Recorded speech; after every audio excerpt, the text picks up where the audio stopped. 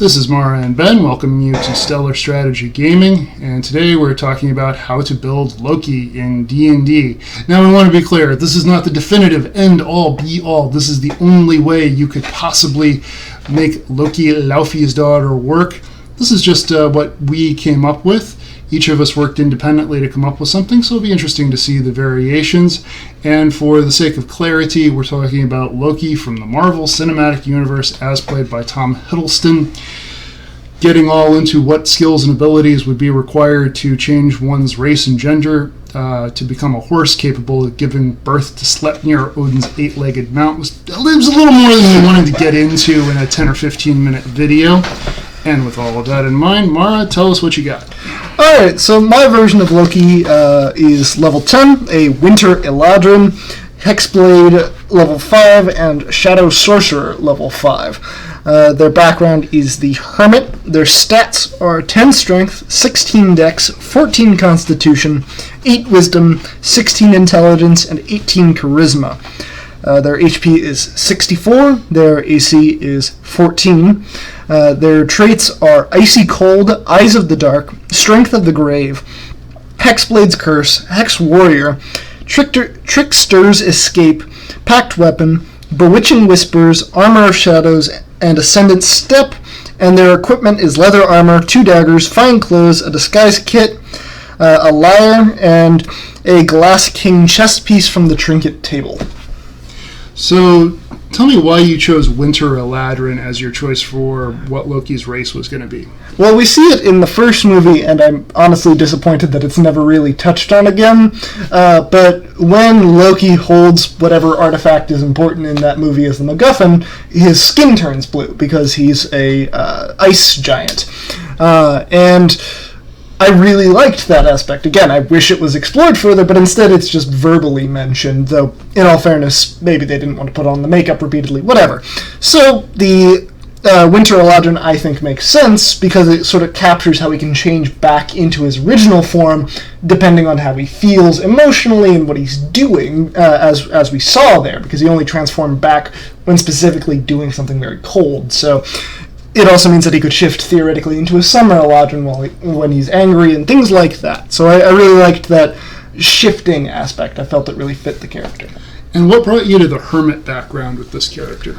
Well, I at first thought that Noble would make a lot of sense, but as we see in the movies, and again, as much as the first one was not good in its entirety, I liked very specific aspects of it. We see, even when he's a child, that he's not really treated as equal to the other noblemen, and even to the other noble children. He's sort of separate and distant, and he's never encouraged to take power for himself. And so I figured that would make a lot of sense to have him be closed off from the rest of the world in the same way that a hermit is, and while there isn't a great way to represent it, it's not a one-to-one by any means, I feel it really captured the essence of that isolation. Right. And then for the Warlock Sorcerer multi-class, I mean, that's pretty logical that it would be a charisma-based character, but what brought you to those?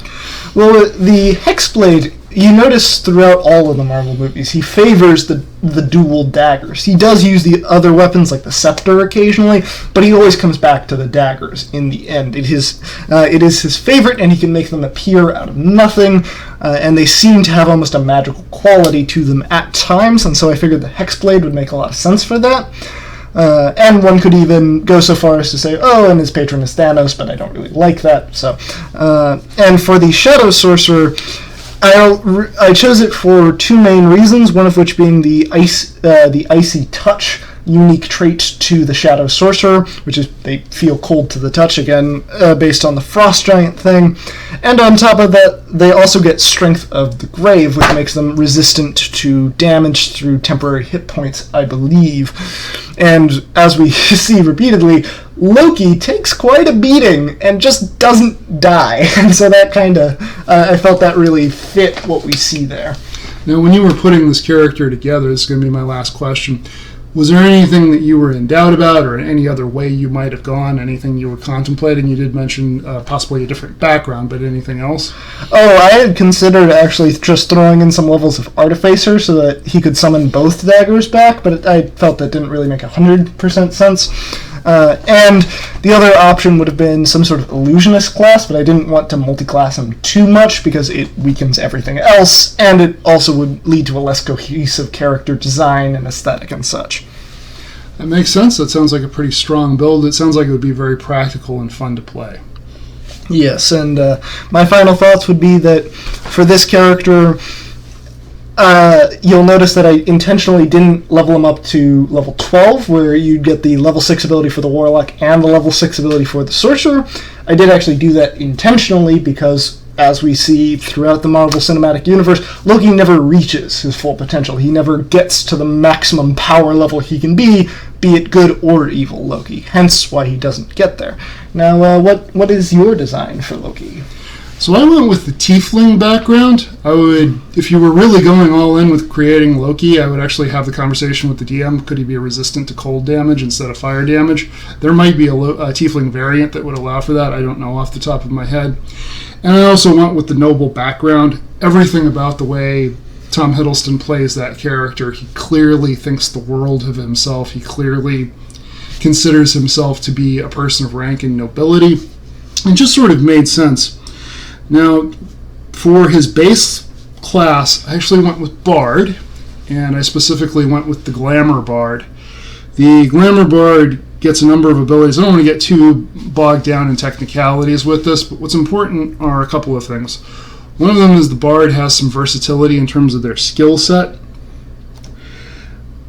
I decided Loki should have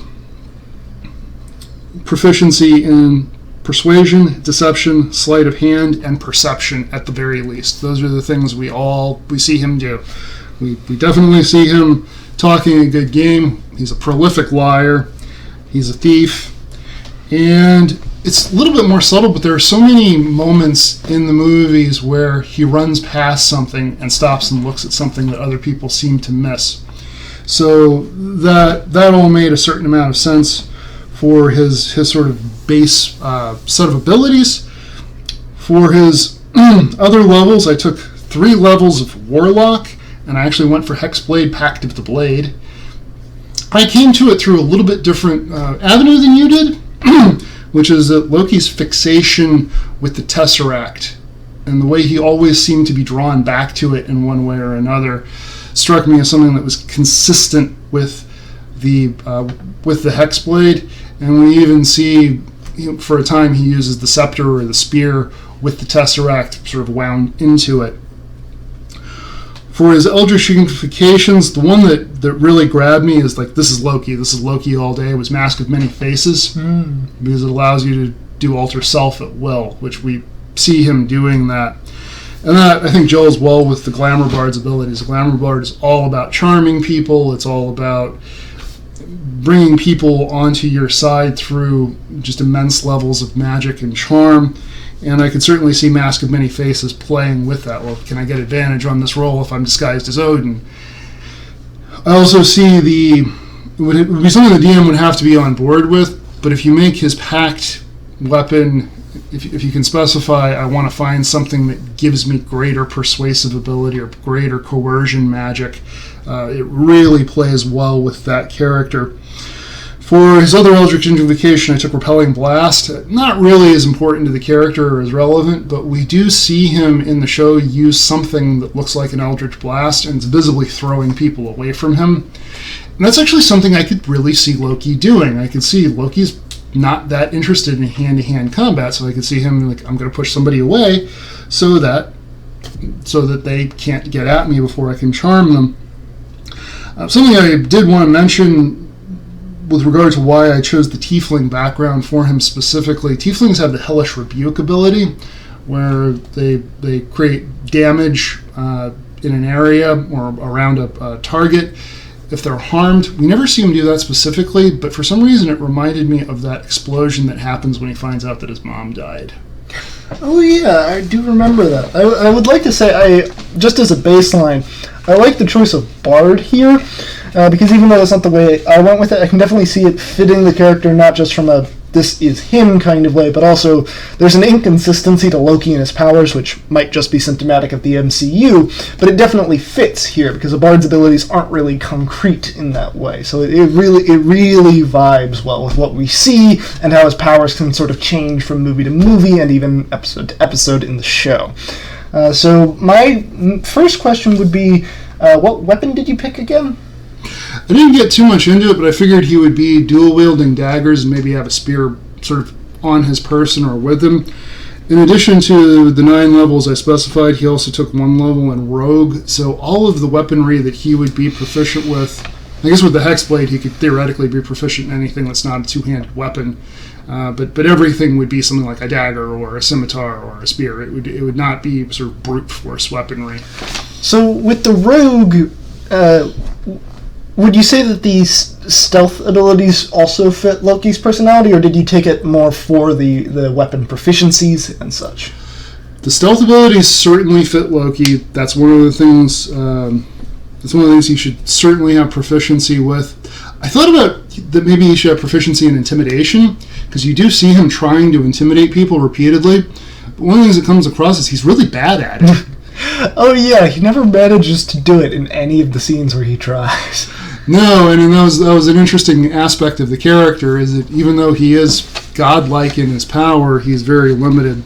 The Rogue, I thought, it fit with the personality. He has a lot of the characteristics of a rogue, and it also gave him expertise again, so he has expertise twice, and I absolutely see Loki as someone who would be giving up long-term benefit for short-term benefit, so it plays well with that character. I didn't get into it too much with the builds because there again I didn't want this to turn into a half-an-hour video, but he's definitely somebody who would take feats instead of ability score improvements. He would definitely take like maybe the lucky feat for like one-shot chances at getting something done over bettering himself as a person. I can definitely see that.